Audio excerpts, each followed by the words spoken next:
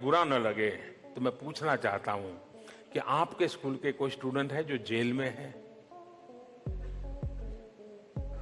चौंक गए वो,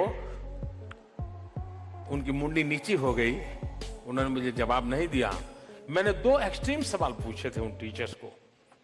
हम लोगों ने गुरु शिष्य परंपरा को जाना है।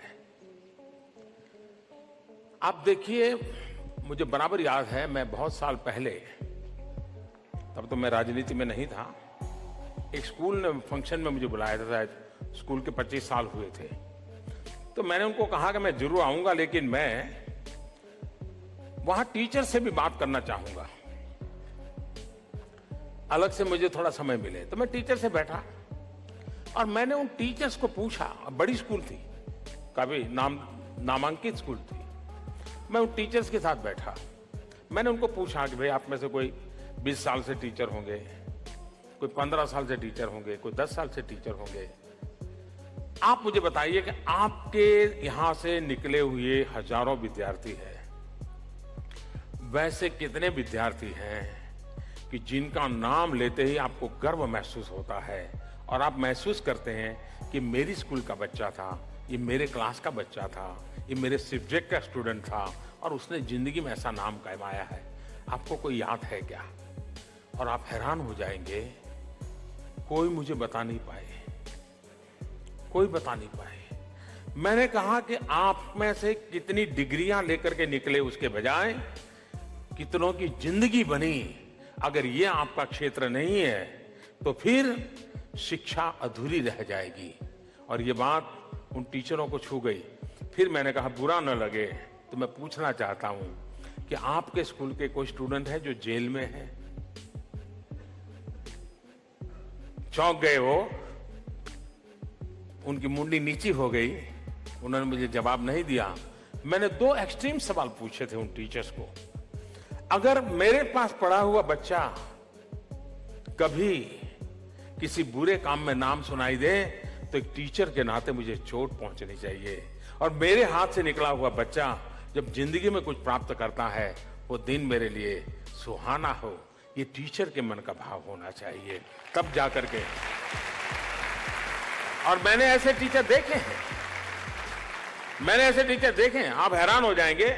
मैं जब मुख्यमंत्री बना तो मेरे मन की एक इच्छा थी, क्योंकि मैं घर छोड़ करके 30-40 साल बाहर रहा था, मैं कभी किसी को मिला नहीं था, एक गुमनाम सी जिंदगी में चला गया था। लेकिन जब मुख्यमंत्री बन गया तो मेरे मन में इच्छा हुई कि मैं मुख्यमंत्री के नाते रकम में इकट्ठा किया, सार्वजनिक तौर पर मैंने उनका सम्मान किया और मेरे मन को एक संतोष हुआ कि मेरे टीचर का मेरी जिंदगी में। तो जैसे टीचर से हमारा भाव है, वैसा हमारे लिए भी हमारे टीचर के प्रति भाव होना चाहिए। हम टीचर, वो तो सरकारी नौकरी करता है या उसको तनख्वाह मिलता है, उसकी जिम्मेवारी है पढ़ाएं, जी नहीं। मेरे माँ बाप के बाप यही तो हैं जिसके साथ मैं खुलकर के बातें कर सकता हूं। तो एक तरफ हमारी भी जिम्मेवारी है, दूसरी तरफ हमारे टीचर्स की भी जिम्मेवारी है। इन दोनों को हमेशा, आपने देखा होगा खेल की दुनिया में भी टीचर होते हैं, लेकिन वहां शब्द प्रयोग होता है गुरु। गुरु शब्द, तो गुरु शिष्य परंपरा।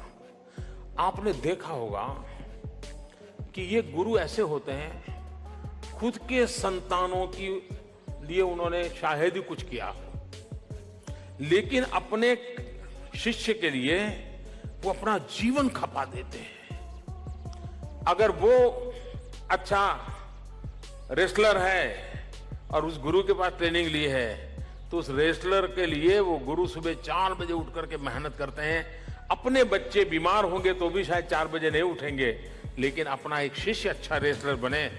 ये जो गुरु शिष्य संबंध है, जिसमें गुरु अपना जीवन खपा देते हैं, ये आज भी खेल जगत में हमें देखने को मिलता है। आज भी जब एक खिलाड़ी सक्सेस पाता है तो वो सबसे पहले अपने गुरु को याद करता है, और एक गुरु का शिष्य जब सक्सेस पाता है तो गुरु उस शिष्य को याद करता है। ये नाता शिक्षा जगत में भी पनपता रहना चाहिए, बनता रहना चाहिए। और मैं मानता हूं कि हमारे शिक्षक भी हम लोगों के लिए काफी मेहनत करते हैं। हम भी उनकी अच्छी चीजों को स्वीकार करते चले और एक म्यूचुअल अंडरस्टैंडिंग के साथ करेंगे तो मैं समझता हूं कि ये दोनों स्थितियां हमें उपकारक निकलेंगी।